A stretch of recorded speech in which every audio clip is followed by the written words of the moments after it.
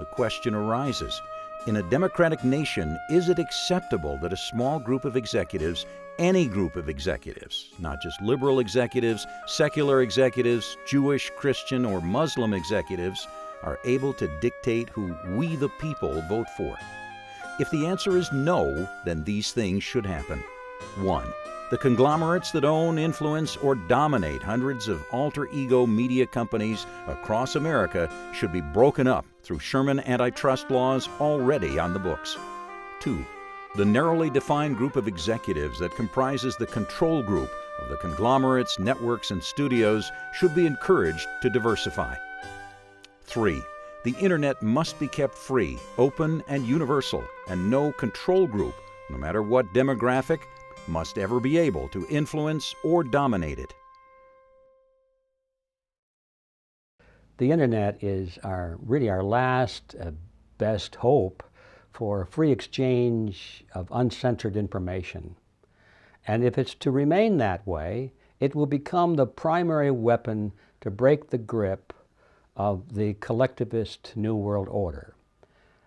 The one thing that these people fear the most, or maybe fear at all, is the continuing expansion of the flow of information and the ability for the average person to break away from mainstream media and dig out information on their own. I think that is the thing that they must guard against at all costs, and we see a lot of maneuvering going on right now so that the powers that be can control the Internet in the name, of course, of fighting terrorism and fighting crime and child pornography and all these other things that are offered to get us focused on the concept that, yeah, it's a good thing to have control over the Internet, not realizing that the real goal is to censor political and social information and economic information.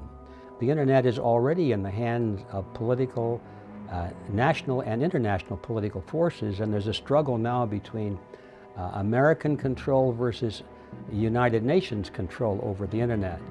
It seems to be that nobody's really arguing that no one controls the Internet. They're now just trying to see which political body is going to wind up with the control, and that is not a very healthy sign. We have to be aware that no one must control content, at least not content, and at least not who participates in the Internet. That's our only salvation for a future of freedom. Again, emphasizing what the Supreme Court said in Burstyn, motion pictures, and this includes the mainstream media, are a significant medium for the communication of ideas, and these ideas can affect public attitudes about politics.